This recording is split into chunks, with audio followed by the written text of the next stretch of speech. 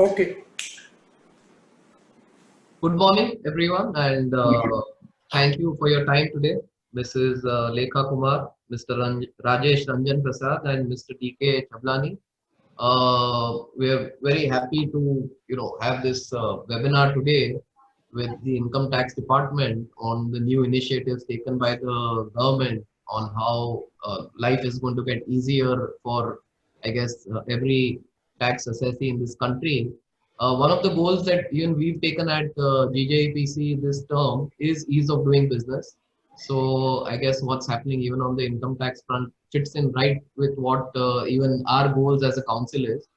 So, madam, just to tell you a little bit about GJPC, we are a 50-year-old council, one of the oldest councils in the country, out of all the export promotion councils. Our exports at peak were $40 billion, and second largest foreign exchange earner for the country.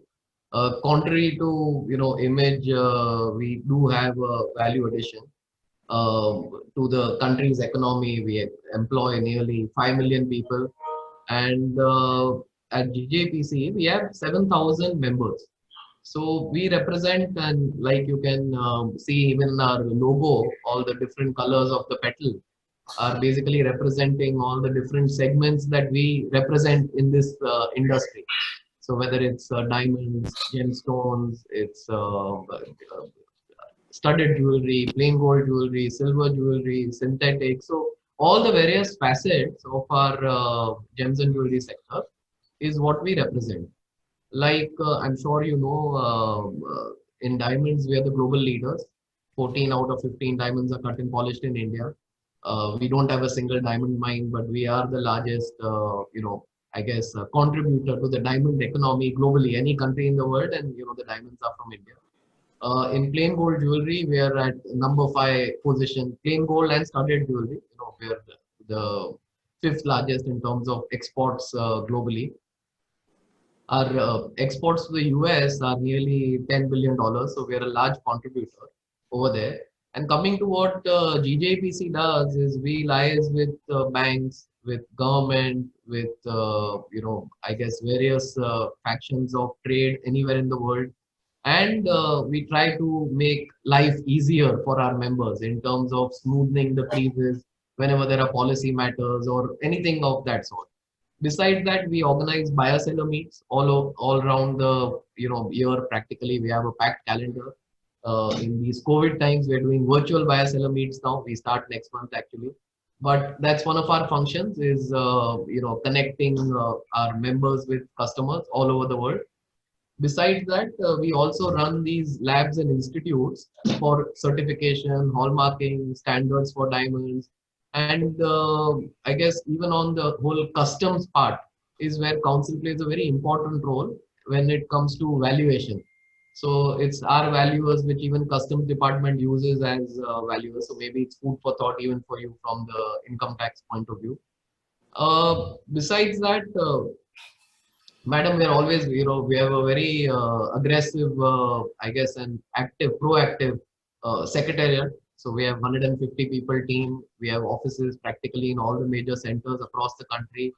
And I guess many of them are very long tenured and have extremely good experience on, the trade. So that's another value add when it comes to DJPC. So that's it from our end, and over to you, Sanju. Thank you, Colin. Good morning, everyone. I welcome you all on behalf of the Gem and Jewelry Export Promotion Council, and especially our 3 panelists, Lekha Kumar, D. Chablani, and Rajesh Prasad ji, for today's webinar, which is going to be a new chapter starting in income tax, which will have faceless assessment and appeals and tax in chapter. We all are aware that the payment of taxes, whether income tax by the individual or GST by the traders, is not just a legal matter, but a patriotic duty as well.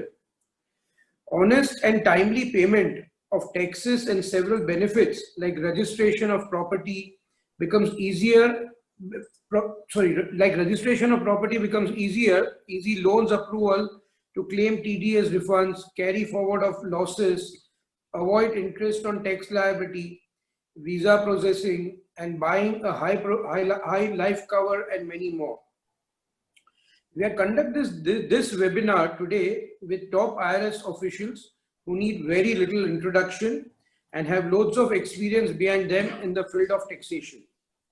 It is indeed my honor and privilege to introduce Mrs. Lekha Kumar, Chief Commissioner of Income Tax and Additional Charge of Chief Commissioner, Regional E-Assessment Center, Mumbai, to speak on income tax and throw light on the intricacies of the income tax. Mrs. Lekha Kumar is an IRS officer of 1987 batch.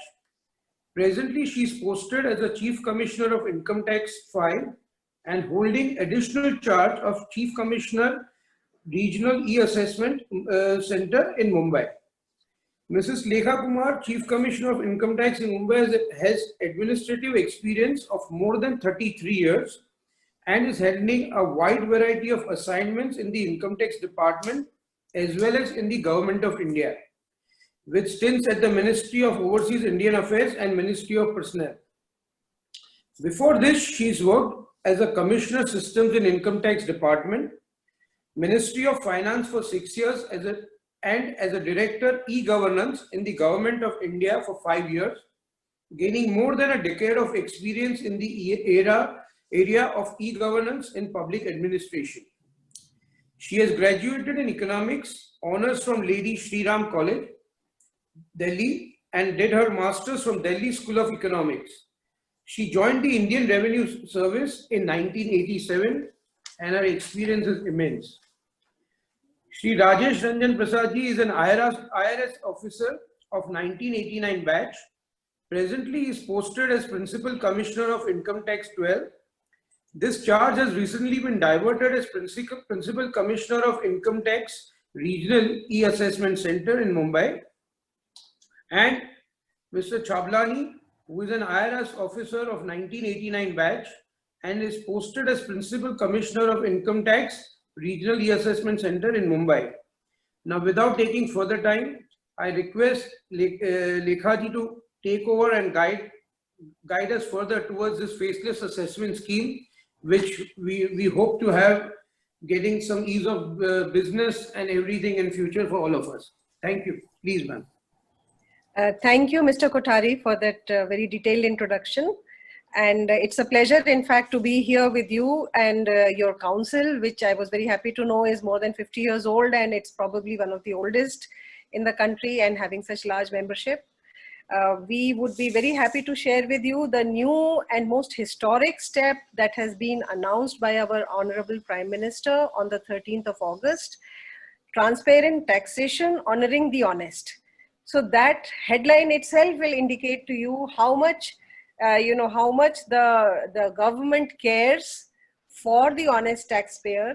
And like you said, it is our patriotic duty to pay the right amount taxes. Similarly, for the government servant, it is our patriotic duty to provide the highest quality of public services that we are capable of. In fact, India has not only, followed the best practices in the world, we are also setting the best practices in the world. So we are way ahead in terms of tax administration. And as far as the tax administration is concerned, let me give you a brief history, because I've been associated in the world of, I've been associated with e-governance and seen the projects and seen the world over what has been happening for more than a decade. And I can tell you that the Income Tax Department has always been very at the front line of innovation, and it has always taken steps to make sure that its taxpayers are comfortable and they are getting the services from the department in a very seamless, painless manner. And whenever there's some pain perceived on the part of the taxpayer, we are quick to innovate and come out with a reform, which would help the assessees.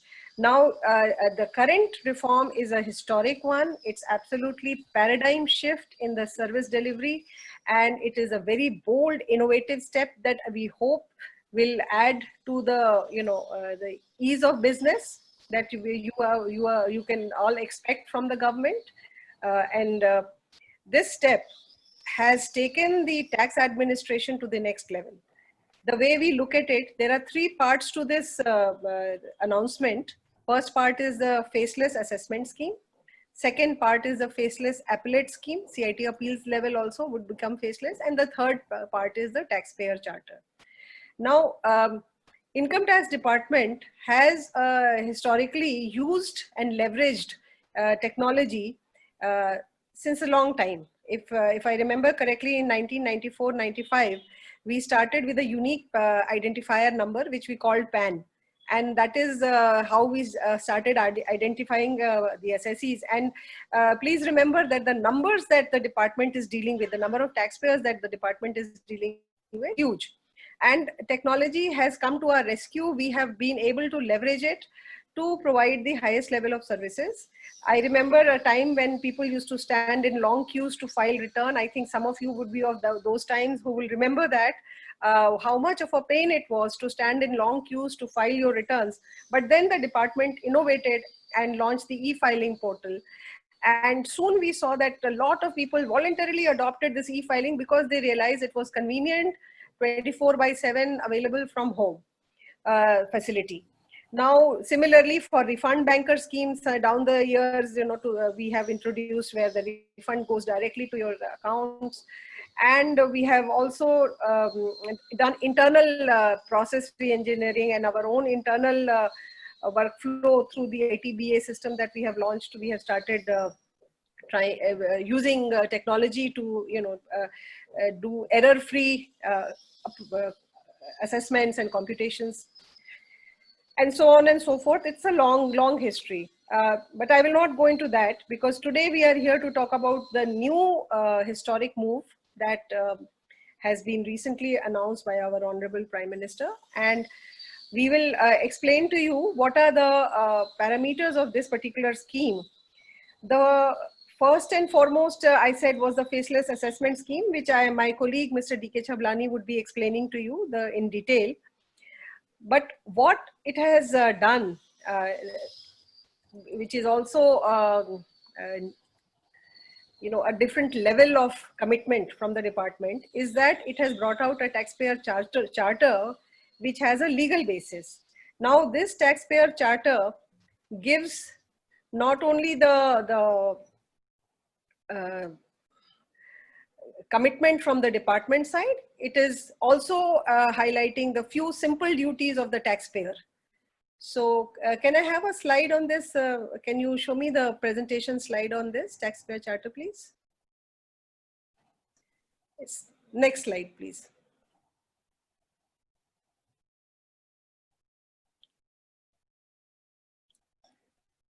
Next one. Yes, so you will see here how the commitment of the department is for the fair, courteous and reasonable treatment, and a mutual trust has been expressed in this. So not only would we be treating taxpayers as honest, we also expect the taxpayers to live up to this expectation. So it's a question of mutual trust. Then we have, committed to providing mechanism for appeal and review, for providing complete and accurate information, timely decisions. Sometimes they get delayed. So now we are committed to providing timely decisions, collect the correct amount of tax, and just that, respect the privacy, maintain confidentiality. That shows our commitment again to win the trust of the taxpayer and behave in a manner that would inspire such a trust from the taxpayer side also. And we would also be, providing mechanism to lodge complaint, providing a just and fair system, publish service standards. So this publishing of service standards is something that we have been doing in the past also, but fresh we will be again committing ourselves to certain standards, service levels that will be published from time to time. And we are also committed to reducing the cost of compliance. From the taxpayers, we have some very simple expectations. Be honest and compliant, be informed, keep accurate records, know what your representative is doing, respond in time to the department's various communications, and pay in time. Pay your correct amount of tax and on time. So these are very simple expectations from the taxpayers as well. Given this entire approach to not just reform the department, but also to transform the tax administration, both from the side of the departmental officers as well as from the taxpayers and their representatives, we are now looking forward to an era of cooperation where the assessment procedure would become completely faceless. Now, when we say faceless, I need to tell you that it is a procedural part that has been,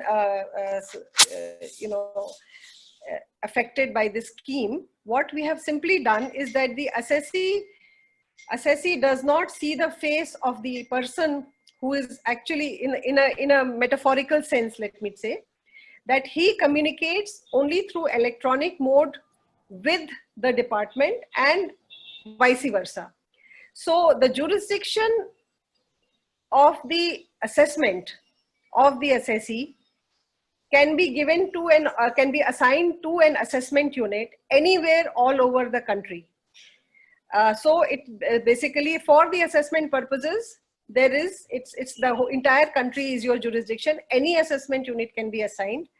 Second part which we are committed to is because we have made it a sort of a team effort. It's a team effort. So there will be assessment units, there will be technical units, there will be a verification unit and another review unit. So which Mr. Chablani will explain just now. So basically what I'm trying to tell you is that the assessment is a team effort. Therefore, we promise better quality order. Senior level officers would also be involved. So more objective, merit-based additions will be made. Assessee will be given an opportunity to look at the additions that are being made in his case and react and give his reaction to that and respond to that. Of course, the detailed scheme, now I will pass on the baton to Mr. D.K. Chablani, who will explain the scheme in detail. How exactly are you expected to work in this faceless scheme?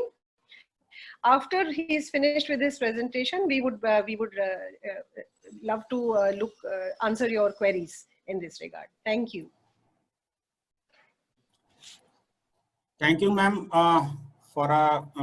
you have set the tone for the today's session, so it makes my job all the more easier now.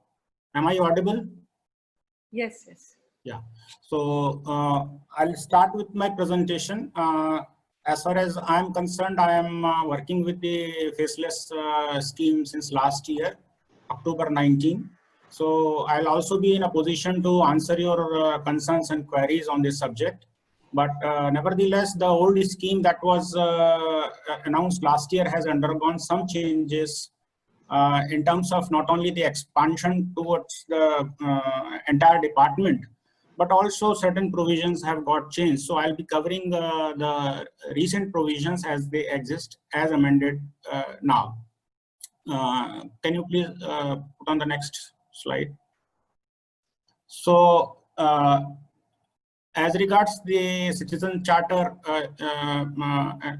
announced by Honorable Prime Minister Shri Narendra Modi, let me clarify that this is called taxpayer charter. And earlier in 2014, we used to have a citizen charter. The citizen charter used to be advisory. No consequences for default. But taxpayer charter that has been announced now, it has a legal basis. I mean, as per the budget of 2020. Sir, can I interrupt a bit, because some members in the audience are stating that if also you can mix it up with Hindi, because they also, you understand, sir, some people are calling for Hindi. Jitna Hindi ho sakta hai, sir, if you can try. Thank you, sir. Okay. So taxpayer charter जो इस साल लागू किया गया है उसका legal basis है और एक्ट में अमेंडमेंट हुआ है सेक्शन 119A में, और बजट 2020 में इसको ऑनरेबल एफएम ने अनाउंस किया था और 13 अगस्त से इसको लॉन्च किया गया है. सो there is a legal enforcement of this taxpayer charter, unlike the citizen charter that we used to have earlier. Now, as far as the faceless assessment scheme is concerned, as the ma'am has already told, जो faceless assessment scheme है ये central में जो cases assess होते हैं central charges में, और जो इंटरनेशनल टैक्स में असेस होते हैं केसेस, मतलब जिनका पैन सेंट्रल में है या पैन इंटरनेशनल टैक्स में है, उनको छोड़ के बाकी सारे पैन्स, बाकी सारे असेसिस के ऊपर ये फेसलेस सिस्टम लागू होगा. सो मैं अब आपको ले चलता हूँ जो अमेंडमेंट किए गए हैं. ये सेक्शन 143 3A और 3B जो है लास्ट ईयर ही आ गए थे, और उसके हिसाब से जो उसका मैंडेट था, जो उसके माध्यम से कहा गया था कि department is free to come out with some scheme. एक स्कीम लाएगा डिपार्टमेंट जिससे टैक्स पेयर और डिपार्टमेंट के बीच में इंटरफेस को एलिमिनेट किया जाएगा, जिसको हम फेसलेसनेस बोलते हैं. और फंक्शनल स्पेशलाइजेशन है, मतलब स्पेशलिस्ट भी रहेंगे इसमें, और डिवीजन ऑफ वर्क के बेसिस पे काम होगा.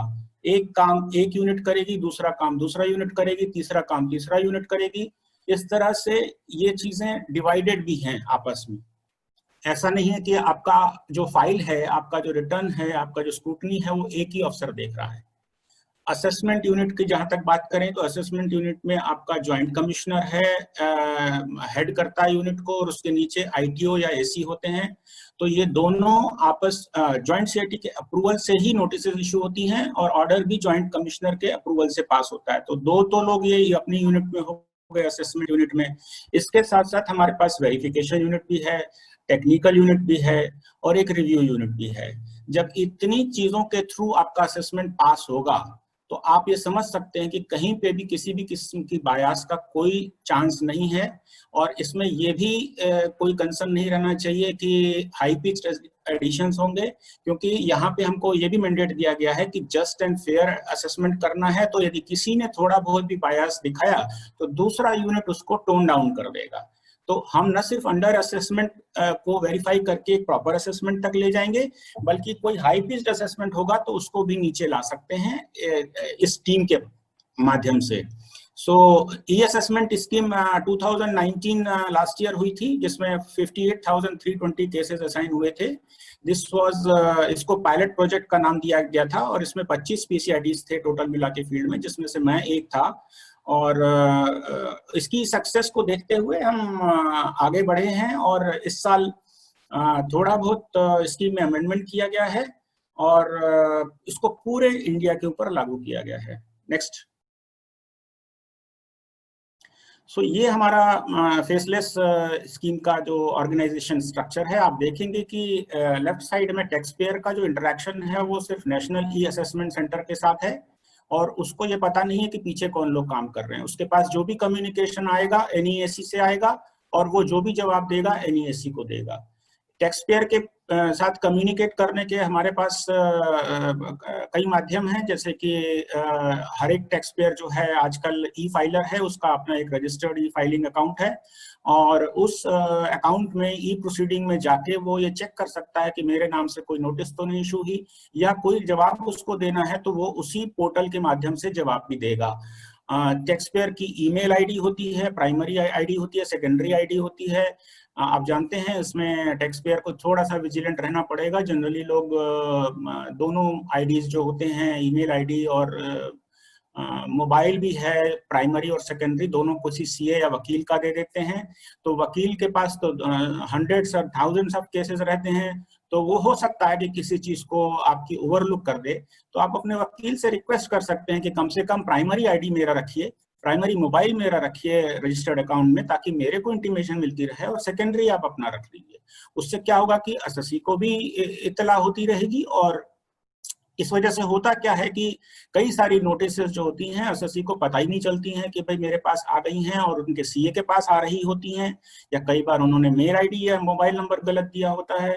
तो ये अपना रजिस्टर्ड मेल अकाउंट में जो अपनी प्रोफाइल है आपको चेक करने की जरूरत है, ताकि इसमें यदि आपका कोई केस आता है तो आप उसको टाइम टू टाइम कंप्लाई कर सकें। सो नेशनल ई असेसमेंट के पीछे हम देखें तो ये असेसमेंट यूनिट्स हैं 95। 95 का मतलब मेरा ये नहीं कहना है कि 95 यूनिट्स हैं, 95 प्रिंसिपल कमिश्नर्स हैं। 95 प्रिंसिपल कमिश्नर्स जो हैं they are manning the assessment unit, और हर एक प्रिंसिपल कमिश्नर के नीचे 4 असेसमेंट यूनिट हैं। सो आप समझ सकते हैं कि एक्सपांशन कितना है इस चीज का। वेरिफिकेशन यूनिट में 35 पीसीआईटीज हैं, उनके अंडर में हर एक के अंडर में 3-3 वेरिफिकेशन यूनिट हैं। टेक्निकल यूनिट हैं 4, जिनके अंदर में हर एक में 3-3 टेक्निकल यूनिट्स हैं, जो हर एक यूनिट का मतलब एक असेसिंग ऑफिसर, आईटीओ या एसी, और उसके ऊपर ज्वाइंट कमिश्नर। रिव्यू यूनिट में भी इसी तरह से 20 प्रिंसिपल कमिश्नर्स हैं, जिनके अंडर में 3 ईच यूनिट्स हैं। सो इस चीज में यह है कि नेशनल ई असेसमेंट सेंटर किसी भी असेसमेंट यूनिट को इंडिया की कहीं पे भी लोकेटेड होगी उसको केस असाइन करेगा। फेसलेस का मतलब यह है कि हमको तो पता रहेगा कि हम किसका केस असेस कर रहे हैं। जिस भी असेसमेंट यूनिट को ये केस असाइन होगा तो उसको तो पता रहेगा कि किसका केस असेस हो रहा है, लेकिन असेसी को ये पता नहीं रहेगा कि मेरा केस कौन कर रहा है। और असेसमेंट यूनिट को यदि कुछ वेरिफिकेशन करवाना है या टेक्निकल मैटर कोई रेफर करना है, बिकॉज फंक्शनल स्पेशलाइजेशन के ऊपर यदि हम बात करें तो स्पेशलिस्ट हमारे बहुत सारी चीजों में जरूरत पड़ेगी, जहां पे किसी भी ट्रिकी इशू के ऊपर एक्सपर्ट लीगल ओपिनियन की बात हो, फॉरेंसिक की बात हो, अकाउंटिंग की बात हो, या फिर इंफॉर्मेशन टेक्नोलॉजी रिलेटेड होगा, कोई वैल्यूएशन रिलेटेड है, ट्रांसफर प्राइसिंग रिलेटेड है। तो इन सब चीजों के मुद्दों के ऊपर हमारे पास टेक्निकल यूनिट में स्पेशलिस्ट रहेंगे, जो आपको टेक्निकल चीजों के ऊपर आंसर देंगे असेसमेंट यूनिट को। इससे ये भी कंफ्यूज करने की जरूरत नहीं है कि असेसमेंट यूनिट वेरिफिकेशन और टेक्निकल और रिव्यू आपस में बात कर सकते हैं, नहीं। इनका सब कुछ वार्तालाप जो होगा एनईएसी के थ्रू होगा। असेसमेंट यूनिट कुछ भी करेगी, एनईएसी को भेजेगी कि भाई मुझे वेरिफिकेशन कराना है, और फिर वो एनईएसी जो होगा वेरिफिकेशन को दे देगा। सिमिलरली वेरिफिकेशन अपना काम खत्म करके एनईएसी को भेज देगी, और फिर एनईएसी को पता है कि ये किस असेसमेंट यूनिट में केस चल रहा है तो उसको वापस भेज देगी। इस तरह से ये यूनिट्स आपस में भी बात नहीं करेंगे। भले ही हम लोग एक बिल्डिंग में भी रहेंगे तो हमको ये पता नहीं चलेगा कि किसके पास कौन सा केस है। So case will be handled only on merits, not on the basis of any prejudices if at all perceived by anyone. So ये इसके 4 मूल पिलर्स हैं, स्तंभ हैं। No human interface, dynamic jurisdiction, मतलब किसी के पास भी केस जा सकता है। टीम बेस्ड वर्किंग है, कोई एक आदमी आपका असेसमेंट नहीं कर रहा है, पूरी टीम कर रही है। और फंक्शनल स्पेशलाइजेशन के आधार पे हम उम्मीद कर सकते हैं कि जो भी ऑर्डर होगा जस्ट एंड फेयर होगा, आपके एसएससी के भी उतना ही पक्ष में होगा जितना कि डिपार्टमेंट के पक्ष में होगा। Next please. सो मैंने आपको ये चार्ट पिछली स्लाइड में बता चुका हूं, तो इसलिए इस चीज को मुझे रिपीट करने की जरूरत नहीं है। मुझे सिर्फ एक चीज बताने की जरूरत है कि जब रिव्यू यूनिट के पास केस जाता है और वो यदि कोई मॉडिफिकेशन सजेस्ट करता है ड्राफ्ट असेसमेंट ऑर्डर में जो असेसमेंट यूनिट ने सबमिट किया, हमें बड़े शॉर्ट फॉर्म्स यूज करूंगा। AU means assessment unit, VU means verification unit, RU means review unit, और एक है आपका टेक्निकल यूनिट TU।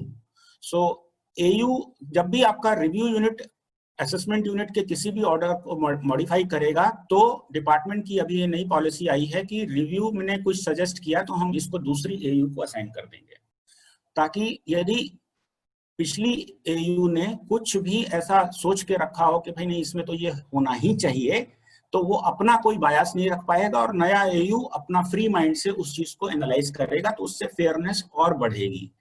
तो वेरिफिकेशन यूनिट के लिए मैं आपको बता दूं कि PCIT VU जो है वो एक प्रिस्क्राइब्ड अथॉरिटी डिक्लेयर कर दी गई है 133(6) में, जिसके पास ऑल इंडिया जुरिसडिक्शन है, और इसको हम लोग ऐसी जगहों पे रखेंगे कि थोड़ा सा ज्यादा डिस्ट्रीब्यूटेड रहे ओवर द टेरिटरी, क्योंकि इन लोगों को वेरिफिकेशन यूनिट्स को एक स्पेशल ऑर्डर के माध्यम से कुछ पावर्स दिए जाने हैं, जिसमें ये चाहें तो इलेक्ट्रॉनिक मोड का सहारा लिए बिना फिजिकल अपीयरेंस या फिजिकल वेरिफिकेशन के दायरे में काम कर सकते हैं। लेकिन वो सब चीजें इनके खुद के डिस्क्रिप्शन पर नहीं डिपेंड करेगी, वो एनईएसी अपनी गाइडलाइंस बनाएगा बोर्ड के अप्रूवल से, और उन परिस्थितियों के अनुसार यदि कोई केस फिट होता है तो ही ये व्यू इलेक्ट्रॉनिक मोड को ड्रॉप करके फिजिकल की तरफ शिफ्ट होगा। अदरवाइज व्यू, एयू, टीयू ये सब जो हैं इलेक्ट्रॉनिक मोड में ही बात करेंगे एसएससी के साथ।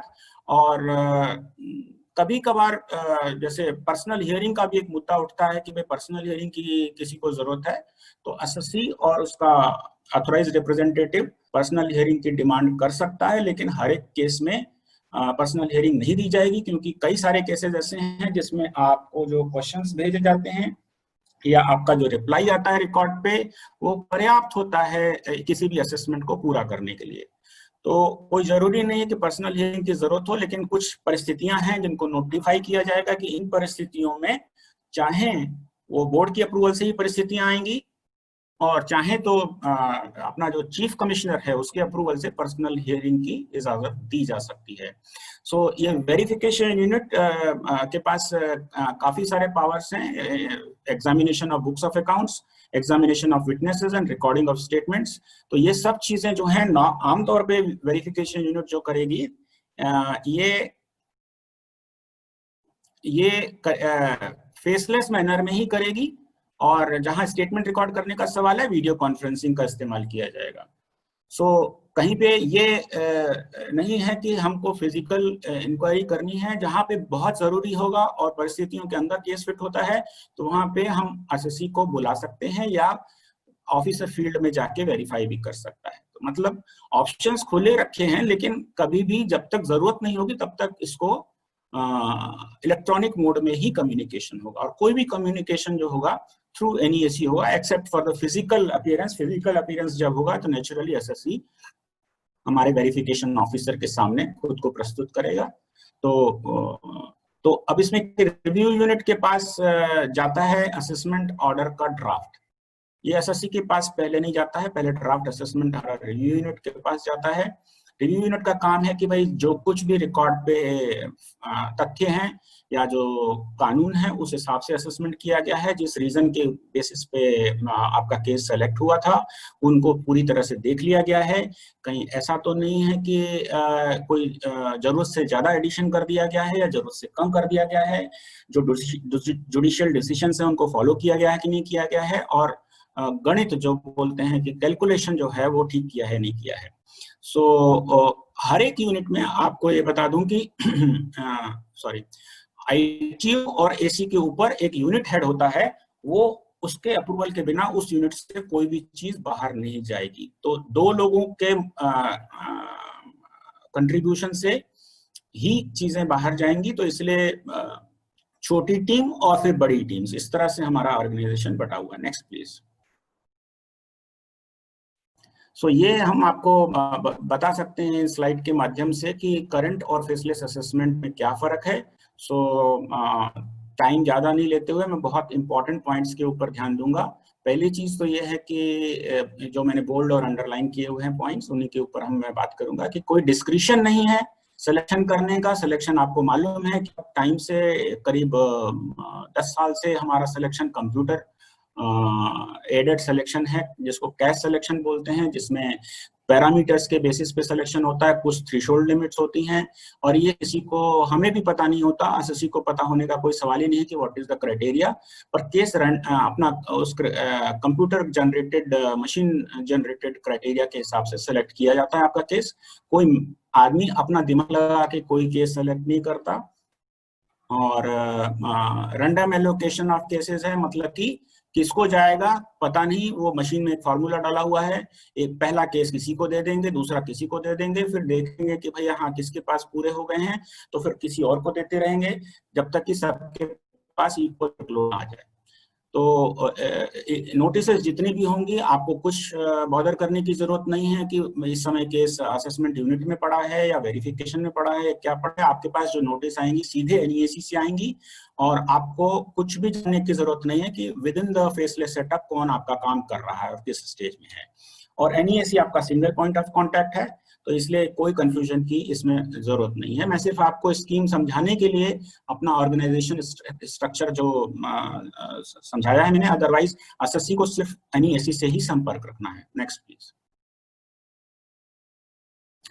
सो नो फिजिकल मीटिंग, कोई व्यक्तिगत तौर पे ऑफिस आने की जरूरत नहीं है, और आ भी गए तो आप किससे मिलेंगे। तो नो मोर वेटिंग, कोई वेटिंग करने की जरूरत नहीं, क्योंकि आपको जब आप अपने कंफर्ट में हैं अपना क्वेश्चनियर का जवाब बनाइए और उसको अपलोड कर दीजिए घर बैठे हुए। तो कोई ऑफिस में जाके वेट करने की जरूरत नहीं है, ऑफिसर से कोई जान पहचान है उसके परिचय जानने की भी कोई जरूरत नहीं है, असेसमेंट टीम से हो रहा है।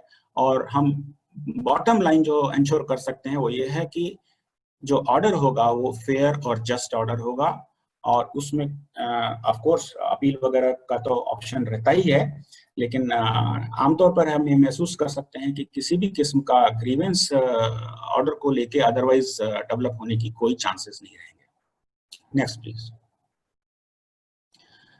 सो ये स्लाइड इस बारे में बता रही है कि रेसिडुअल हायरार्की क्या करेगी। रेसिडुअल हायरार्की का मतलब ये है कि हमारे काफी सारे ऑफिसर्स, चीफ कमिश्नर से लेकर डाउनवर्ड्स ITO और इंस्पेक्टर लेवल के सारे ऑफिसर्स काफी सारे RESs में शिफ्ट किए जा रहे हैं। इतने सारे ऑफिसर्स जब शिफ्ट किए जा रहे हैं तो, और फंक्शन हमें समझ लेना चाहिए कि फेसलेस का काम क्या है, सिर्फ असेसमेंट प्रोसीडिंग्स को डील करना। असेसमेंट प्रोसीडिंग्स को डील करने का मतलब है कि कहीं कोई पेंडिंग असेसमेंट है, चाहे वो 143(3) में हो, चाहे रीओपन्ड असेसमेंट हो, चाहे सेट असाइड असेसमेंट हो, कोई भी असेसमेंट हो, जब पेंडेंसी उसकी फील्ड में क्रिएट हो जाएगी तो वो फेसलेस में आएगा।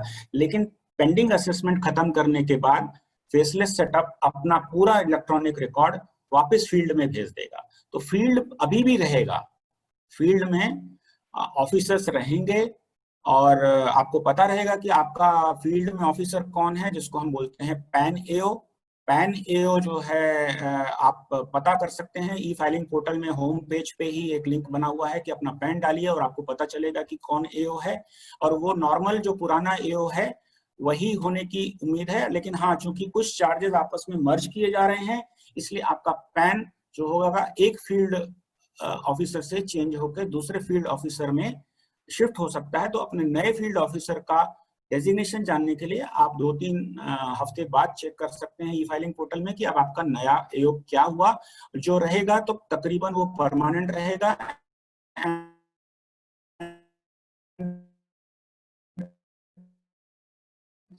बाकी सारे मैटर्स उसमें लिखे हुए हैं कि रेक्टिफिकेशन है, पेनल्टी है। जैसे कि फेसलेस सेटअप की बात करें तो असेसमेंट प्रोसीडिंग्स के दौरान यदि नॉन कंप्लायंस है तो उसकी पेनल्टी तो फेसलेस सेटअप वाले करेंगे, लेकिन इसके बाद कोई और पेनल्टी इनिशिएट होती है जैसे कंसीलमेंट पेनल्टी, तो वो फील्ड वाले ही उसको लेवी करेंगे, और उसके वेवर और इम्यूनिटी की बातें भी वही आपसे डील करेंगे। वहां पे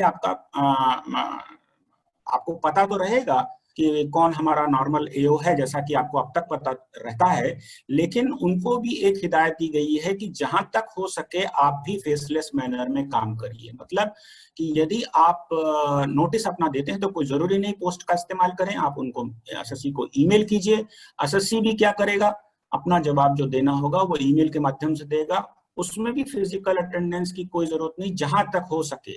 तो आप यदि कोई आपको बुलाते भी हैं, एक्सेप्ट फॉर द केसेस जहां पे आपको कोई ओरिजिनल प्रस्तुत करना है या फिर हो सकता है कि कोई स्टेटमेंट रिकॉर्ड होना है, तो वो बात अलग है, लेकिन अदरवाइज आप कह सकते हैं कि भाई मैं अपना जवाब इलेक्ट्रॉनिकली दूंगा। तो फेसलेस हम तो कंप्लीट सेटअप में काम करेंगे, लेकिन जो फील्ड भी होगा उसको भी हिदायत दी गई है कि आप अधिक से अधिक फेसलेस मैनर में काम करें। सो फील्ड आपका जो असेसिंग ऑफिसर होगा वो आपसे कलेक्शन और रिकवरी के मामले में संपर्क करेगा। पुराने कोई जुडिशियल डिसीजंस हैं आपके केस में कि भाई CIT अपील का रिलीफ है या ITAT का है या हाई कोर्ट का है, वो सब का अपील इफेक्ट देगा। कोई रिफंड का मैटर है, और इन्हीं अपीलेट अथॉरिटीज के पास यदि इसको कोई जाके रिमांड रिपोर्ट वगैरह देनी है तो ये सब काम वही करेंगे। अपील फाइलिंग और सारे जितने भी मतलब अभी तक काम हुए हैं सिवाय असेसमेंट प्रोसीडिंग के, वो सारे अभी भी आपका फील्ड में जो असेसिंग ऑफिसर है वो देखता रहेगा। नेक्स्ट। सो फील्ड में और भी जो चीजें रहेंगी वो इस स्लाइड में है कि 263, 264 जिसमें पीसीआईटी को रिवीजन करने का पावर है वो भी फील्ड में रहेगा, प्रोसिक्यूशन मैटर्स फील्ड में रहेंगे, और बॉटम लाइन जो सबसे नीचे लिखी हुई है as far as possible in the faceless manner. So सारा केस रिकॉर्ड्स, पुराना फाइल सिस्टम, सब कुछ फील्ड में पीसीआईटी के या असेसिंग ऑफिसर के पास रहेगा। Next slide please. So cases covered by faceless, मैंने आपको बताया कि असेसमेंट जहां पेंडिंग है, तो असेसमेंट कब पेंडिंग होता है, जैसे 148 नोटिस इशू होती है, 143(2) नोटिस इशू होती है, या रिटर्न फाइल करने के लिए 142(1) नोटिस इशू की गई है और असेसी ने रिटर्न नहीं फाइल किया है, तो दूसरी नोटिस के माध्यम से हम उससे कोई इंफॉर्मेशन मंगाते हैं, तो उसको डिस्पोज करने के लिए हमें असेसमेंट करना पड़ता है। असेसी बाद में आया तो 143(3) हो जाता है, नहीं तो 144 जिसको best judgement ex parte assessment बोलते हैं वो हो जाएगा। और सिमिलरली ये 148 और 143(2) बेसिकली हैं, और जो कोर्ट्स के द्वारा सेटिसाइड या पार्टली सेटिसाइड केसेस होंगे वो भी फेसलेस में जाएंगे। जैसे ही ये पेंडेंसी फील्ड में क्रिएट होगी, फील्ड ऑफिसर अपना सारा रिकॉर्ड जो है, उसमें काफी हद तक हमारा डिजिटल ऑलरेडी हो चुका है, सारा रिकॉर्ड फेसलेस में ट्रांसफर हो जाएगा। Next please.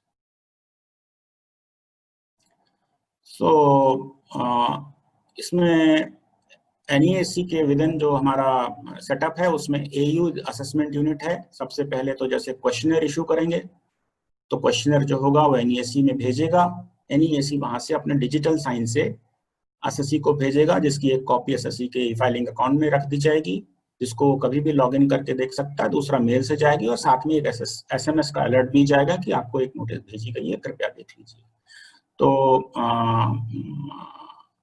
तो जो भी इंफॉर्मेशन मांगी जाती है असेसमेंट के दौरान, उसकी नोटिस एयू इशू करेगा जिसको वो केस किया है, और वेरिफिकेशन करवाना होगा तो वो वीयू को रेफर करेगा, टेक्निकल असिस्टेंस चाहिए तो टीओ को रेफर करेगा। और फिर एसएससी के पास जब भी कोई नोटिस आती है तो अपना रिस्पांस एनईएससी को देगा। और इसमें टेक्निकल यूनिट और वेरिफिकेशन यूनिट भी कोई फिक्स नहीं है, कभी किसी टेक्निकल यूनिट के पास जाएगा, कभी किसी और के पास जाएगा। Next please. और ये सारी यूनिट्स अपना अपना रिपोर्ट एनईएससी को देंगी, और एनईएससी को पता है कि किसके पास कौन सी एयू के पास केस है, वहां पे वो भेज दिया करेंगे। Previous slide please. Yes, next please. Previous please, sorry. हर एक केस में क्या होता है कि जब आपका नोटिस जा चुका है और आपने रिप्लाई दे दिया है, तो एक ड्राफ्ट असेसमेंट ऑर्डर बनेगा। मैंने इस स्कीम में ये चीज कानून में ला दी गई है कि आपका ऑर्डर पास होने से पहले आपको वो दिखाया जाएगा कि हम क्या उसमें करने वाले हैं, ड्राफ्ट असेसमेंट ऑर्डर। और वो एक बार नहीं बनेगा, एक से ज्यादा बार भी बन सकता है before it becomes a final draft assessment order. उसमें हमको ये भी लिखना पड़ेगा कि हम कौन सी पेनल्टीज को इसमें लगाने का प्रस्ताव दे रहे हैं। ये सब चीजों के साथ जब ड्राफ्ट ऑर्डर असेसमेंट यूनिट में बन जाएगा तो वो आरएमएस में जाएगा। थर्ड बुलेट में देखेंगे आप, आरएमएस का मतलब है risk management system. Risk management system में हमारे जो स्क्रूटनी के क्राइटेरिया हैं वो मशीन ड्रिवन है, वो वहां पे फेड हैं ऑलरेडी। उनको पता है कि किस पॉइंट पे केस सेलेक्ट किया गया था और किस किस्म का ड्राफ्ट असेसमेंट ऑर्डर बन के आया है। और उसमें दो चीजें देखेंगे कि भाई कहीं ऐसा तो नहीं कि कम एडिशन हुआ या ज्यादा एडिशन हुआ। कोई भी इरेगुलरिटी दिखेगी रिस्क मैनेजमेंट को, तो रिस्क मैनेजमेंट उसको फ्लैग करेगा उस हिसाब से। तो आउटकम जो है रिस्क मैनेजमेंट का, उस नीचे वाले 3 सब बुलेट्स में लिखा हुआ है कि यदि कोई मॉडिफिकेशन नहीं आया है with reference to return income, मतलब जो रिटर्न भरा था वैसा ही ड्राफ्ट असेसमेंट ऑर्डर में लिखा हुआ है और कोई एडिशन नहीं किया गया है, return income let's say has been accepted, then risk management will give a green flag and order will be simply signed by the NESC and it will be delivered to the assessee. Similarly, यदि कोई audition या modification उसमें propose किया गया है draft assessment order में, तो एक शो कॉज जाएगी। शो कॉज नोटिस के अंदर ही ड्राफ्ट असेसमेंट का कॉपी पेस्ट रहेगा। तो आपको बताया जाएगा क्यों ना आपका ये ऑर्डर जो है ड्राफ्ट असेसमेंट के हिसाब से फाइनल कर दिया जाए। शो कॉज नोटिस के साथ आपको ड्राफ्ट भी देखने को मिलेगा कि ये आपका हम लिखने जा रहे हैं आपके ऑर्डर में, आपको जो भी कहना हो आप कहिए। और दूसरा ये है कि रिस्क मैनेजमेंट ने ये देखा कि भाई नहीं कुछ गड़बड़ है, या तो कुछ ज्यादा एडिशन कर दिया गया है या कम किया गया है, तो रिस्क मैनेजमेंट का तीसरा ऑप्शन जो है, तीसरा आउटकम जो है वो ये डिसाइड करेगा कि इसको केस को हमें रिव्यू में भेजना है। आमतौर पे रिव्यू यूनिट्स उतने नहीं हैं हमारे पास जितने की असेसमेंट यूनिट्स हैं, तो करीब करीब आप ये मान सकते हैं कि 10% केस रिव्यू के लिए जा सकते हैं। तो रिव्यू के लिए जब जाएगा तो रिव्यू ऑफिसर, रिव्यू यूनिट में क्या है, वही जेसीआईटी एक है और उसके नीचे आईटीओ है। तो आईटीओ अपने जेसीआईटी से डिस्कस करके जो एयू ने ड्राफ्ट ऑर्डर फाइनलाइज किया है उसको दोबारा से चेक किया जाएगा कि क्या इसमें गड़बड़ है, क्योंकि आरएमएस ने इसको रिव्यू के लिए भेजा है तो जरूर इसमें कोई बात है। तो उसको वो देख के उसको फाइनलाइज करेंगे और फिर उसके बाद फाइनल रिव्यू की तरफ से जब वो ड्राफ्ट असेसमेंट ऑर्डर फाइनल होगा तो फिर प्रावधान ये है कि उसको हम पुरानी असेसमेंट यूनिट में न भेज के नई असेसमेंट यूनिट में भेजेंगे। Next please. So review unit के पास क्या ऑप्शन है? रिव्यू यूनिट कह सकती है कि भाई जो आया था ड्राफ्ट वही ठीक है, तो क्या करेगी, एनईएसी को भेज देगी। एनईएसी देखेगा कि भाई कोई ऑर्डर नहीं है, इसमें कोई मॉडिफिकेशन नहीं है, तो ऑर्डर फाइनल कर देगी। कोई मॉडिफिकेशन प्रस्तावित था जिसके बाद ये आरएमएस और रिव्यू से होके आया है, तो कोई मॉडिफिकेशन इसमें प्रस्तावित है तो इसमें शो कॉज नोटिस, कारण बताओ नोटिस चली जाएगी एसएससी को कि भाई आपको बताइए कि इसका आपका डाउ के हिसाब से ऑर्डर क्यों नहीं किया जाए। मान लीजिए रिव्यू उसमें मॉडिफिकेशन सजेस्ट करती है, तो मैंने आपको बता चुका हूँ कि ये फ्रेश एयू के पास जाएगा।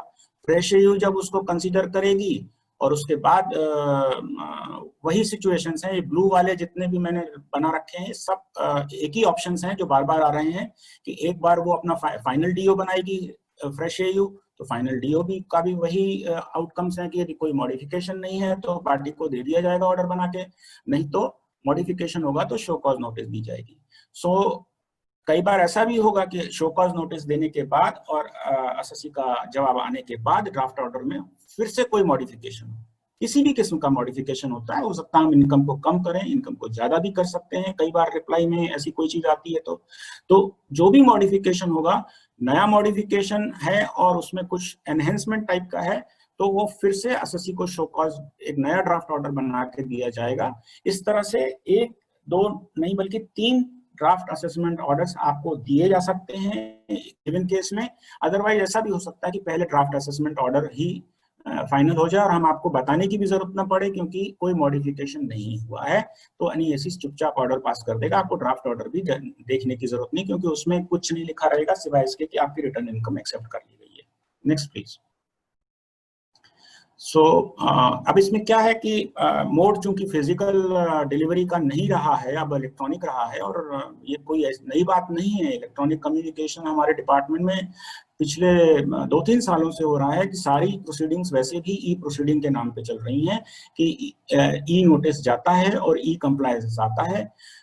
तो आप यदि अपनी नोटिस का जवाब नहीं देंगे तो नेचुरली एक एक्स पार्टी ऑर्डर होता है सेक्शन 144 में, उसका आपको शो कॉज दिया जाएगा और उसके बाद आप उसका जवाब देते हैं या नहीं देते हैं, दोनों चीजों को कंसीडर करते हुए एक फिर से ड्राफ्ट असेसमेंट इसमें भी बनाया जाएगा। इसमें भी ऐसा नहीं है कि आपको बिहाइंड द बैक कुछ भी हमने ड्राफ्ट करके ऑर्डर जमा दिया, ऐसा नहीं होगा।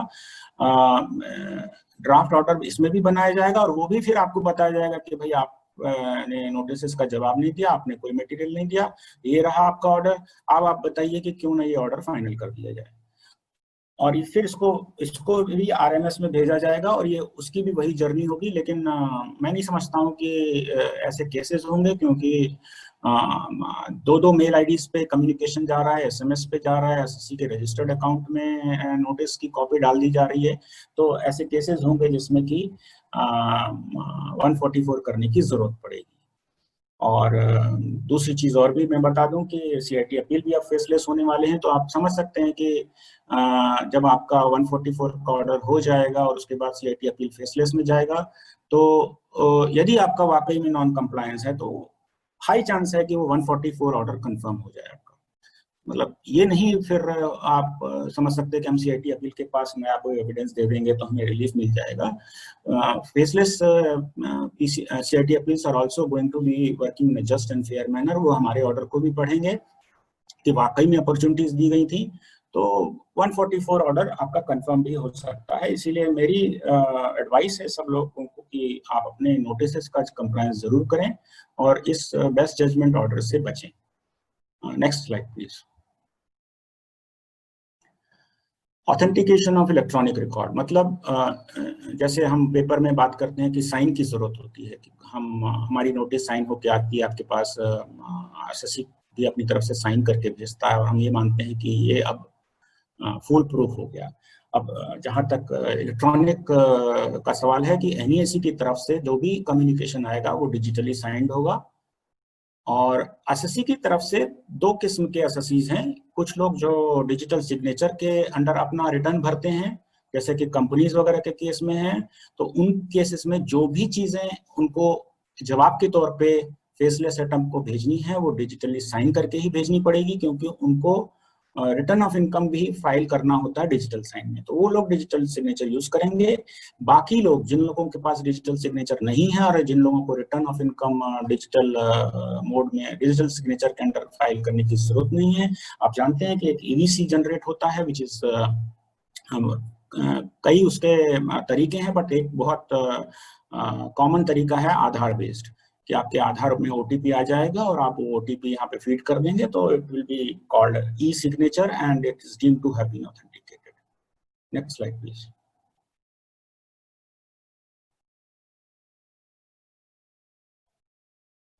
Has it been completed? So maybe that next slide is not coming up on the screen, so I'll explain you about the personal hearing.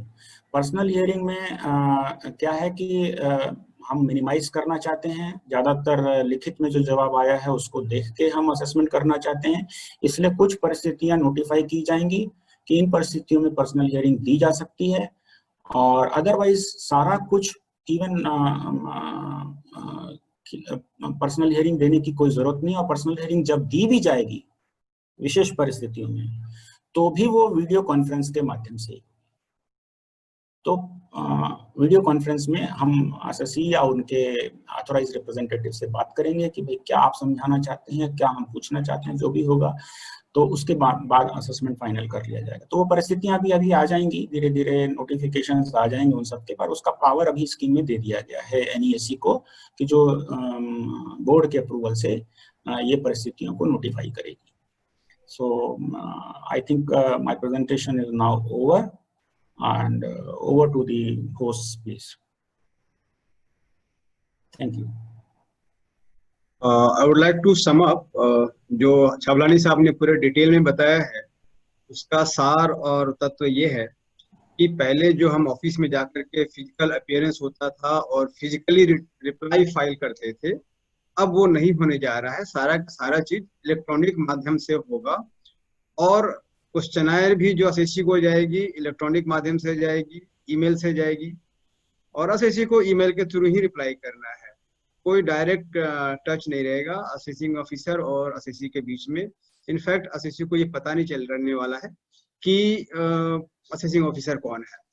तो इस तरह हम लोग एक फेसलेस मैनर में सारा काम करेंगे, ग्रुप का, टीम का काम होगा, और एक एक ऑर्डर को कई जगह से गुजरेगा, 4 जगह से गुजरने वाली है, assessment unit, verification unit, review unit, technical unit. तो किसी भी SSC को किसी भी तरह का शिकायत का कोई मौका नहीं रहेगा, कोई बायसनेस नहीं रहेगा। हर किसी को ये संतुष्टि होगी क्योंकि उनको ड्राफ्ट ऑर्डर मिलेगा कि भाई ड्राफ्ट ऑर्डर में क्या है, दे विल नो, एडवांस उनको पता चलेगा कि क्या है केस में। अगर कहीं दिक्कत है तो फिर वो रिप्लाई करेंगे। तो इस तरह SSC की सारी समस्याएं जो है इससे खत्म हो जाने वाली हैं, और ये पूरी ट्रांसपेरेंसी के साथ SSC को भी पता होना चाहिए कि जो वो कर रहा है उसको वो डिस्क्लोज करने वाला है। अगर वो डिस्क्लोज नहीं करते हैं देन उनके लिए फिर एज पर चार्टर फिर थोड़ी सी दिक्कतें हो सकती है। तो इसलिए SSC को सजग रहना है और अपने ईमेल वगैरह चेक करते रहना है, सो दैट कुछ भी चिट्ठियां जो है, अपने SMS भी देखते रहना है कि कोई भी मैसेज आया है उनको भी इग्नोर ना करें, और जो भी ट्रांजेक्शन्स या उनके खर्चे बर्चे हैं वो सारे के सारे चीजें जो है अपने अकाउंट्स में डालेंगे ताकि ट्रू और फुल डिस्क्लोजर ऑफ इनकम हो सके। तो ये हमारी तरफ से बस मैं इतना कहना चाहूँगा। बाकी क्वेश्चन आंसर के लिए देख सकते हैं मैडम कुछ कहना चाहें। Thank you so much, Lekha ji, Rajesh Prasad ji, Chablani Saab for this lovely presentation. Now I would request, we have received some questions from the members, so if I can take a few of them, and if you could just give your views on the same.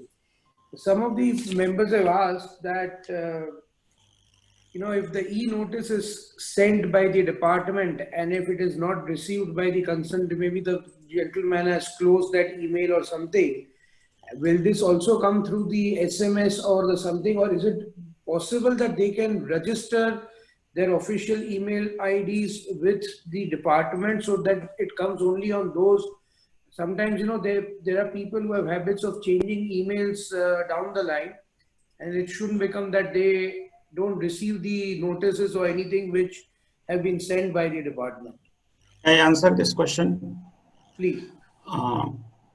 See, every assessee these days filing the returns, it is mandatory to file e-returns, first of all. So for filing the e-returns, they have to register themselves with the e-filing portal. Pan होता है, password होता है, जिसके माध्यम से वो अपने account में एक्सेस करते हैं, रिटर्न को अपलोड करते हैं और बाकी चीजें भी देख सकते हैं उसमें। तो उसमें क्या है कि उस रजिस्टर्ड अकाउंट में आपकी प्रोफाइल होती है। प्रोफाइल में भी जब भी आप हर साल लॉगिन करते हैं फ्रेश, क्योंकि साल में 1 या 2 बार तो करना ही पड़ता है, ज़्यादा नहीं भी करें, क्योंकि जब नया रिटर्न भरना है तो फिर से हम लॉगिन करेंगे इस साल, तो आपसे हमेशा पूछा जाता है कि आप अपनी प्रोफाइल चेंज करना चाहते हैं क्या। तो प्रोफाइल चेंज करने की फैसिलिटी ई फाइलिंग पोर्टल पे दी गई है, जहाँ पे आपको 2 ईमेल, जिसमें से पहला प्राइमरी होता है, दूसरा सेकेंडरी होता है, वो देनी पड़ती है, और 2 मोबाइल नंबर भी देने पड़ते हैं, प्राइमरी और सेकेंडरी। तो ये दोनों चीजें आपकी ऑलरेडी रजिस्टर्ड रहती हैं। अब इसमें मान लीजिए साल दर साल आपको देखा जाए तो जब इंटीमेशन आती है आपको सीपीसी से, वो भी आपको उसी मेल पे आती है। तो यदि कोई चेंज हो गया है आपकी ईमेल में तो आप या मोबाइल में, तो आप उसको रजिस्टर्ड अकाउंट में अपनी प्रोफाइल चेंज में जाके कर सकते हैं। अदरवाइज आपको बिना ई फाइलिंग पोर्टल में लॉगिन किए हुए यदि दूसरे माध्यम हम बताना चाहूँ तो ईमेल जो है उस पर डायरेक्ट भी आएगा, और आपको एक एसएमएस का रियल अलर्ट जरूर आएगा नोटिस के साथ कि आपको ये नोटिस ईमेल के माध्यम से भेजी गई है। और दूसरा, आप अपने रजिस्टर्ड ई फाइलिंग अकाउंट में जाके दे सकते हैं, जिसको आप जितनी बार चाहें ईमेल अपडेट कर सकते हैं, जितनी बार चाहें अपना मोबाइल नंबर बदल सकते हैं। इसमें सर एक दूसरी जो क्वेश्चन सबकी आ रही है कि majority of the people, they have their chartered accountants who are filing their returns. तो कभी-कभी क्या काफी लोगों को मालूम नहीं रहता है कि कैसे ये फाइलिंग होता है, क्या होता है, और ये चार्टर्ड अकाउंटेंट्स के पास काफी केसेस रहते हैं। तो उनका ये सिचुएशन है कि कभी वो चार्टर्ड अकाउंटेंट भूल गया और आदमी को मालूम नहीं पड़ा। तो इसके अंदर जो दूसरा आपने जैसे सजेस्ट किया, तो दूसरा नंबर पार्टी को खुद का ही रखना चाहिए, वो अच्छा रहेगा। जी जी बिल्कुल। और एक अपना मोबाइल अपना रहना चाहिए और एक अपना ईमेल आईडी रहना चाहिए, जिसमें आपके पास भी वो इत्तला आती रहे जो आपके चार्टर्ड अकाउंटेंट को जा रही है। जनरली चार्टर्ड अकाउंटेंट्स को आपको बोलना पड़ेगा। कई बार तो मैंने ये भी देखा है कि टैक्स पेयर जो खुद होता है उसको अपना पासवर्ड भी नहीं पता रहता।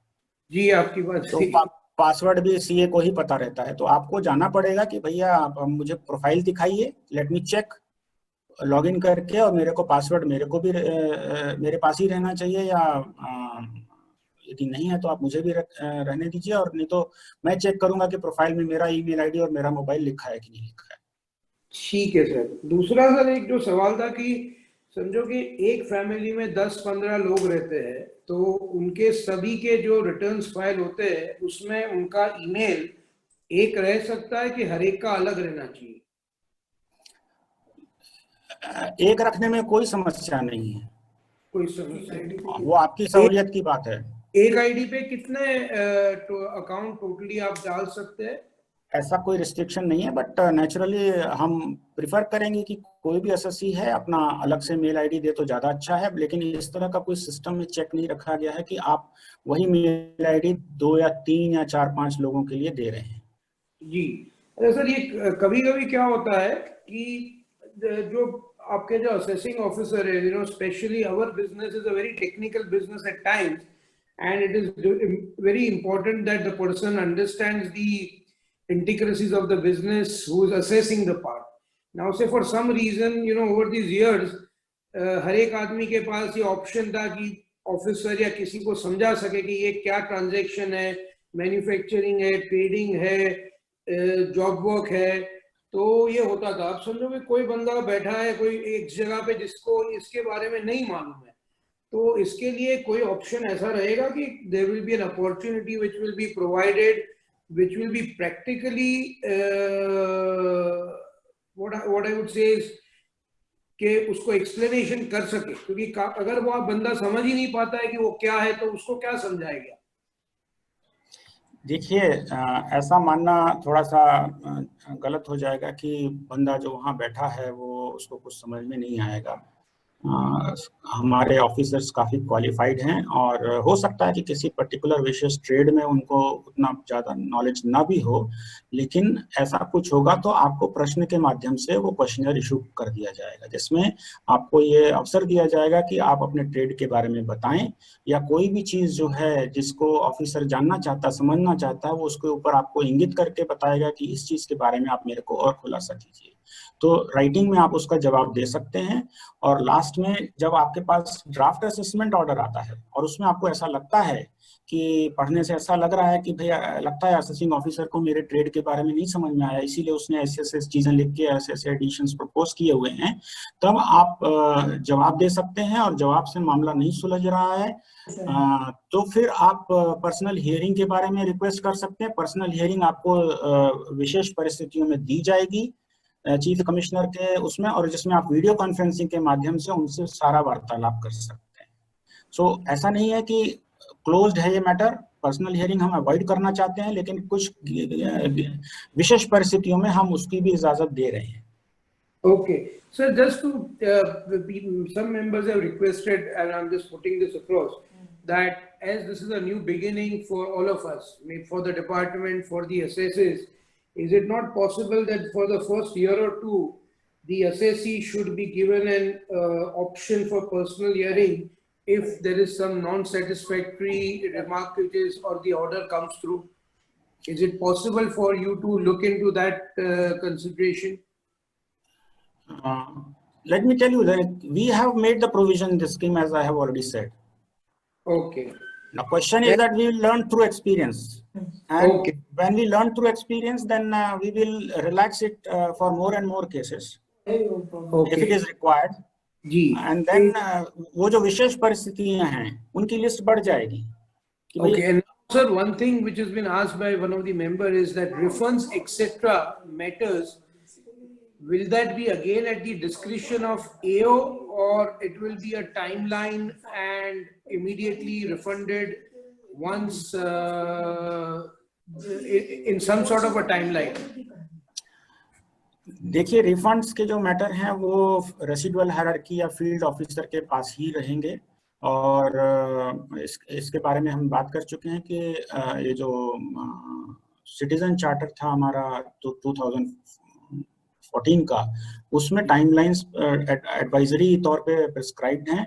और यदि आपका रिफंड टाइम से नहीं आता है तो आपको ई निवारण ग्रीवेंस या सीपी ग्राम ग्रीवेंस करने का हक रहता है, और आप वो ग्रीवेंस करते हैं तो फिर उसके बाद ये चीजें हायर अथॉरिटीज को भी मालूम पड़ती हैं. तो ये सिस्टम जो रहेगा ये फील्ड ऑफिसर्स के लेवल पे होगा. और हो सकता है कि चूंकि अब टैक्स पेयर चार्टर को एक लीगल मैंडेट दिया गया है, तो टैक्स पेयर चार्टर के भी पॉइंट नंबर 13 में यदि आप देखेंगे तो हम इसके सर्विस स्टैंडर्ड्स भी प्रिस्क्राइब करने वाले हैं.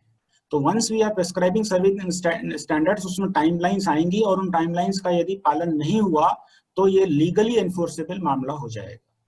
जी, थैंक यू सर. देन ये जो आपने सर एक दूसरा जो चीज आपने बोला कि ये जो ग्रीवेंस रीएड्रेसल मैकेनिज्म होगा, उस पे थोड़ा आप जरा मेंबर्स को कुछ बता पाएंगे, because they are not clear on that. Grievance redressal mechanisms already in place हैं. ई फाइलिंग अकाउंट में एक टैब है ई निवारण का. आप लॉगिन कीजिए, ई निवारण में अपना ग्रीवेंस लिखिए, आपके असेसिंग ऑफिसर के पास वो पहुंच जाता है और उसके हायर अथॉरिटीज के पास भी पहुंचता है. तो वो मैकेनिज्म ऑलरेडी इन प्लेस है, उसी का इस्तेमाल करना है. एक और मैकेनिज्म है जिसको हम कहते हैं पीजी पोर्टल। पीजी पोर्टल ये पब्लिक ग्रीवेंस पोर्टल है, गवर्नमेंट ऑफ इंडिया का है। ये हम इसमें आप जाएंगे तो इसमें आपको डिपार्टमेंट चूज करना पड़ता है, किस डिपार्टमेंट की आपकी ग्रीवेंस है, एंड आप उसमें सब ड्रॉप डाउन मेन्यू में सारा दिया हुआ है। एसएससी अपना जो है ग्रीवेंस का एप्लीकेशन उसमें अटैच भी कर सकता है, टाइप भी कर सकता है, और इनकम टैक्स डिपार्टमेंट को रेफर करते हुए उसमें फाइल कर सकता है, और ये हम लोग के पास आ जाती है, पुश हो जाती है। जो भी कंसर्न्ड असेसिंग जिसके पास वो पैन है एसएससी का, एसएससी अपना पैन जरूर मेंशन करे, और वो पुश हो जाती है उस एओ के पास जहां पर है। सपोजिंग उनका कोई ग्रीवेंस है, रेक्टिफिकेशन में डिले हो रहा है, अपील इफेक्ट में डिले हो रहा है, रिफंड नहीं मिला बिकॉज ऑफ दैट, तो ये सब जो है आप ग्रीवेंस उसको पुश करेंगे तो जो भी पैन होल्डर है आपका, असेसिंग ऑफिसर आपका, उसके पास तक वो चली जाती है वो ग्रीवेंस, और फिर वो उस पर एक्ट करता है। और अगर उसे किसी कागजों की कमी है या कोई उसकी रिकॉर्ड्स में कोई कमी है तो वो आपसे कांटेक्ट करके ले लेगा और अब उस पे फिर आपका रिफंड बना देगा। तो इसमें हम लोग की भी ई निवारण जो इन्होंने बताया छबलानी जी ने, और ये पीजी पोर्टल, ये दो जगह है, आप दोनों जगह पे डालें। आइदर और, मतलब दोनों जगह डालने की जरूरत नहीं है, चाहे आप ई निवारण में डालें चाहे पीजी पोर्टल में डालें, लेकिन उसका निवारण होगा। डिपार्टमेंट के ऑफिसर्स उस पे अलर्ट हैं और उस पे वो काम करेंगे ही करेंगे। Thank you, Lekha ji. Another gentleman is asking, will there be any provision to request for extension of time to file response? इसमें क्या है कि बहुत ज़्यादा टाइम देने का प्रावधान नहीं रखा गया है, क्योंकि हम स्पीड में भी काम करना चाहते हैं। तो स्कीम में यदि देखा जाए तो लास्ट ईयर जो स्कीम अनाउंस हुई थी उसमें 15 दिन का टाइम दिया गया था आपका 143(2) नोटिस जो जाती है आपके स्कूटनी सिलेक्शन का, कैश सिलेक्शन की, उसका रिस्पांस देने के लिए। बाद में लोगों ने बोला 15 दिन कम है, तो हमने उसको 2-3 बार उसको एक्सटेंड किया था। तो ऐसा कुछ नहीं है, नेचुरल जस्टिस जहां डिमांड करता है हम उस टाइम पीरियड को रिलैक्स भी करते हैं, और बाद की नोटिस इसमें भी टाइम लिख के आता है। और जहां तक हो सके आपको कोशिश करनी चाहिए कि गिवन टाइम में दे सकें, लेकिन इसमें डरने की कोई बात नहीं। हमने कोई एडवर्स व्यू नहीं लिया था कि जिन लोगों के लेट भी आंसर्स आए थे। Okay, sir, one of the other attendees is asking, who will address the tax credit issues after the e-assessment proceedings are closed? So somebody, अगर ये close हो गया और समझो कि कोई चीज उसकी एक्शन नहीं ली गई, तो उसके लिए वो असेसी किससे बात कर सकता है कि कुछ कर सकता है आगे, और otherwise he has to still follow with the portal itself? ऐसा है कि जब असेसमेंट यहाँ पे ई प्रोसीडिंग खत्म हो जाएगी तो पहले तो ये मान लेना चाहिए कि जब असेसमेंट ऑर्डर फाइनल हो रहा है फेसलेस में, तो उसमें आपको जो क्रेडिट सिस्टम में बताई जा रही है वो आपको दी जाएगी। उसमें तो कोई दो मत नहीं है, टीडीएस हो, चाहे एडवांस टैक्स हो, चाहे सेल्फ असेसमेंट टैक्स हो। लेकिन कई बार कुछ कमियां रह जाती हैं क्रेडिट को लेके, तो हम जैसे ही अपना असेसमेंट ऑर्डर पास करेंगे, हम सारा एंटायर रिकॉर्ड जुरिसडिक्शनल जो फील्ड ऑफिसर है उसको भेज देते हैं, और उसके बाद का जो सारा कुछ काम है, चाहे वो रेक्टिफिकेशन रिलेटेड है या अपील इफेक्ट रिलेटेड है, क्रेडिट रिलेटेड है, रिफंड रिलेटेड है, वो सब आप उनसे संपर्क करके कर सकते हैं। Okay, sir. Now, I think we have one last question which I would just put it to you is that presently in our industry, we are getting compliance notice for reported turnover, which is not matching with the data maintained by customs, as the data includes export made on consignment basis and exports made on certification agencies for certification, whereas in profit and loss account only actual exports get reflected, मतलब वो कम हो जाता है. How to respond to discompliance if at all not understood by the particular assessment officer?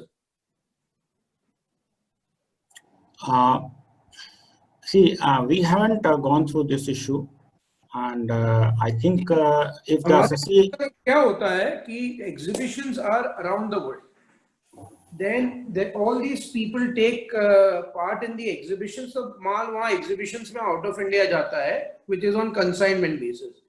जो माल बिकता है उसी का सेल इनवॉइस बनता है और बाकी का माल वापस आ जाता है. सिमिलरली यहाँ से माल जो हमारे हीरे बिकते हैं ना, तो उसके सर्टिफिकेशन होते हैं, तो वो सर्टिफिकेट की वैल्यू जो इंटरनेशनल लेबोरेटरीज है उसको सर्टिफाई करती है, तो उसके लिए बारगांव माल जाता है, वो सर्टिफाई होके वापस आता है। तो ये एक्चुअल में टर्नओवर नहीं है, ये बेसिकली माल जाता है for some sort of a service which comes in and it is a necessity basically to sell the diamonds. तो ये दोनों इश्यूज जरा सर इसको एक maybe I think in your system itself while you are looking into it, maybe some sort of provision needs to be looked into so that लोगों को ये तकलीफ ना हो। Mr. You are Mr. Kothari, I suppose. Yeah.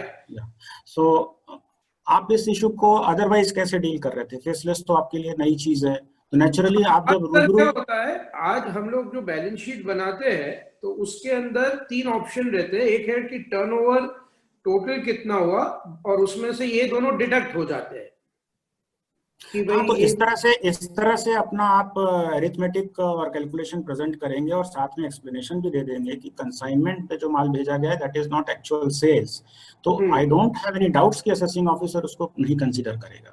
नहीं sir, what I would request if it is feasible that maybe if the department can give us some sort of a format whereby how it could be presented in the balance sheet so that this could be avoided for everyone, because you know, to educate 7,000 members or their total maybe 15-20,000 companies might become very difficult. So if some sort of a tabulation could be made by the department which could be then distributed through Gem and Jewellery Export Promotion Council, so it will help the SSCs as well as the department not to have this problem down the line। नहीं तो क्या हो जाता है कि जब starting में कोई इश्यू रिजॉल्व नहीं होता है, फिर आगे जाके वो बहुत बड़ा हो जाता है। आप एक काम कर सकते हैं, हमें मेल भेज दीजिए यहाँ का। Request our team to put a small brief on this and try to. Yes, we will definitely take up the matter with the board. अच्छा, एक दूसरा एक मेंबर का ये है, मेनी टाइम्स जो डिटेल्स पूछी जाती है वो वॉल्यूमिनस होती है and it is impossible to upload that. If sample details are asked it could be easier to explain, क्योंकि इतनी किसी की 2-3 हजार इनवॉइस रहती है, उसमें हर एक बाद में airway bill, shipping airway bill और सब रहता है, तो इतना अपलोड करना तो सर प्रैक्टिकली पॉसिबल नहीं रहता है। तो उसके लिए फिर कभी कभी अपलोड होता भी नहीं और बहुत तकलीफ होती है यहाँ से साइज ऑफ दैट फाइल भेजने के लिए। देखिए, अब जहाँ पे फिजिकल अटेंडेंस का जमाना था तो उस समय तो चलिए हम बोल सकते थे कि एसएससी को कि आप लेके आइए और एक दिन दिखा दीजिए हमें। इलेक्ट्रॉनिक मोड में डेफिनेटली लिमिटेशंस रहेंगे और इसमें जो बेस्ट प्रैक्टिसेस हैं, मैं नहीं समझता हूँ कि किसी एक साइड को बल्कि दोनों साइड को फॉलो करने की जरूरत है। ना सिर्फ हम यहाँ लोगों की तकलीफ क्या है मैं आपको बोलूँ, आज के चीजें बल्कि एसएससी नहीं, आपकी थोड़ी आवाज कट रही है सर। अभी आ रही है? हाँ, अब आ रही है। इसमें सर एक छोटा क्या इशू होता है कि in spite of things which are available on the e portal of the government, अब क्या है कि इंपोर्ट होता है तो आइसगेट के ऊपर अवेलेबल है, एक्सपोर्ट होता है तो भी आइसगेट के ऊपर अवेलेबल है, उसी के साथ में ये सब चीज जो है airway bill, shipping airway bill सभी अवेलेबल है। But in spite of that when we are filing our income tax, when the queries come in, वो असेसिंग ऑफिसर क्या बोलता है, एक काम करो, ये आप 7 साल का ये इतना डिटेल भेज दो। अब नहीं भेजे तो भी तकलीफ है। वो असेसिंग ऑफिसर के पास तो ऑप्शन है कि वो ई पोर्टल पे जाके चेक कर ले, लेकिन वो जाके वहां चेक करता नहीं है और फिर बोला जाता है हमको जो हम प्रोवाइड करते हैं। लेकिन अगर आज आप हमको ये सवाल कोई पूछेंगे और हम इसको प्रोवाइड नहीं कर पाते बिकॉज ऑफ अपडेटिंग, तो उसकी तकलीफ फिर असेसी को नहीं आनी चाहिए। ऐसी संभावनाएं कम रहेंगी इस सिस्टम में, क्योंकि हमको भी पता है कि बहुत ज्यादा वॉल्यूमिनस डेटा अपलोड नहीं किया जा सकता है। तो नेचुरली ना तो वो चीजें पूछी जाएंगी, और यदि पूछी जाती भी हैं तो आप कह सकते हैं कि भाई ये डिटेल्स आपको इस पोर्टल पे यहाँ अवेलेबल है, आप वहाँ देख सकते हैं। तो ऐसा नहीं है कि आपके जवाब को कंसीडर नहीं किया जाएगा। जहाँ पे फिजिबिलिटी का इशू आ जाता है कि इतना वॉल्यूमिनस डेटा नहीं सप्लाई किया जा सकता, उसमें आप अपना पक्ष रख सकते हैं। और मुझे नहीं लगता कि कोई असेसिंग ऑफिसर, आप ये तो उम्मीद छोड़ ही दीजिए कि उसका कोई बायस होगा। वो आपकी सबमिशंस को कंसीडर करेगा, नहीं करता है तो नेचुरली ग्रीवेंस के मैटर्स बनते हैं, then we will handle it. ऐसा संभावना नहीं है अभी तो, चूंकि स्कीम ने अभी अपना स्टार्ट लिया है, तो इसलिए let us be hopeful that such thing will not be repeated. ठीक है, इसके लिए भी हम एक छोटा ब्रीफ आपको दे देंगे, तो अगर जी। कुछ क्लैरिफिकेशन अगर उसके अंदर आप दे पाए तो would be really nice. And one last question, थोड़ा ध्यान पे रखिएगा कि हमारे ये जो है ये ग्रुप असेसमेंट हो रहा है, मतलब एक टीम एफर्ट है। तो ऐसा कोई अनरीजनेबल या ऐसा कोई बहुत ही जैसे कोई एक आदमी के दिमाग में आ गया, कोई एक्सेंट्रिसिटी से आपको सामना नहीं करना है, क्योंकि वो लोग इशू बेस्ड ही आपसे पूछेंगे।